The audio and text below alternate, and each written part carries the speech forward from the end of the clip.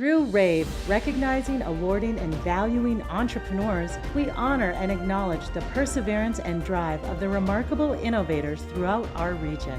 We are pleased to introduce to you 2017's Outstanding Rave honorees. In 2010, Amy Paris's transition into the pet supplement world was a result of multiple factors, but one particular experience with her pup Dora stands out. We had a really bad car accident when she was pretty young, and she was sitting on my lap and got smushed between the airbag, and she had internal bleeding and had to be in the hospital for a week, and then she was terrified of cars. All-natural goo packets were the first in Lick's product lines. Because they're single-use and hot-filled, they don't have to have any preservatives, and they have a really long shelf life. The company worked hard to match science with ease of use and develop their next product, gummies. The reason why gummies work really well is because they have gelatin in them, and at 95 degrees they melt. And both dogs and cats have body temperatures of around 102 to 104 degrees. Product hit PetSmart shelves in 2014, but manufacturing bacon-flavored gummies was harder than it sounded, leaving leftover smell and residue.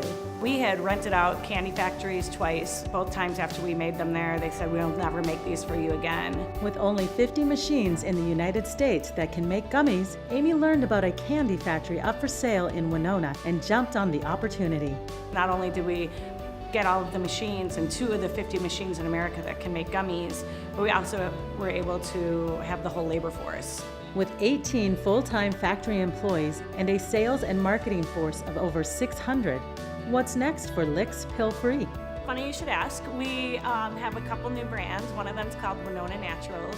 As Lick's Pill-Free Solutions continues to grow, Amy reflects on the past 7 years. You're just always learning and kind of in a tornado-like storm, building your thoughts and ideas and your entrepreneurial efforts.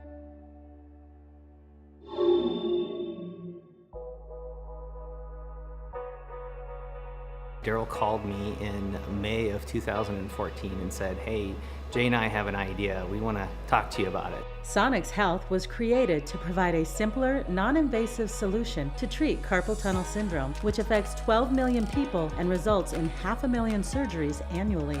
Well, it's a very prevalent problem. Most of us know somebody in our family or friends that have had carpal tunnel syndrome. So we made the first prototype in my garage, so Dr. Smith and I. The evolution of the prototype moved quickly into the product it is today. We make a small incision, it's about 4 to 5 millimeters in length, and then we're going to put a device into the carpal tunnel, and the idea is to go in small, and when you get into the carpal tunnel, to make yourself bigger to move the nerve and the blood vessels and the things that are at risk out of the way so that you can cut the ligament. The result is patients do better in about 3 to 6 days versus 4 to 6 weeks. And the first Sonex Health procedure was completed in February 2017. I think the thing that I would say about the first patient I remember is anxiously waiting to hear what happened. Of course, it was successful, as well as the 250 cases to date. So what's next for the trio? We're currently in 11 states. I think our goal is to really spread in a couple, 3 to 5 key markets over the next year. And there'll be other devices that we create that we've been on the drawing board in my garage, and we're creating those. Jay and Daryl never stop talking about different things that they want to do, which is great and also makes my hair go from dark to white. And what advice do they have for other entrepreneurs? Refining and simplifying. Don't be afraid to disrupt the status quo. Think differently. You know, we joke that every week there are 2 or 3 crises that need to be solved in order to keep moving, but you learn how to work through those. As long as you're passionate about it, and as long as you're willing to take the risk, and you're willing to do what it takes to get through it, people can do this. Envirolastech is founded on technology that utilizes stuff that would get landfilled.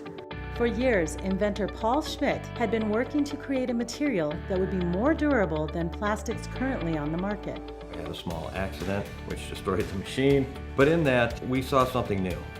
And we took it to the different universities we've been working with, and it changed a few of the physical properties of plastics and broke some laws of physics that weren't supposed to happen in plastics. Through the process, Paul approached Jeff and shared his invention. This is a wonderful idea. take things that were going to be pollutants to the world and make something useful out of them, that's fantastic. With Jeff officially on board as CEO in 2016, things have been moving quickly for the company. We began construction in December of 2016 and had this building built over the winter and completed by March of 2017. So we've been running for just a little over 2 months now.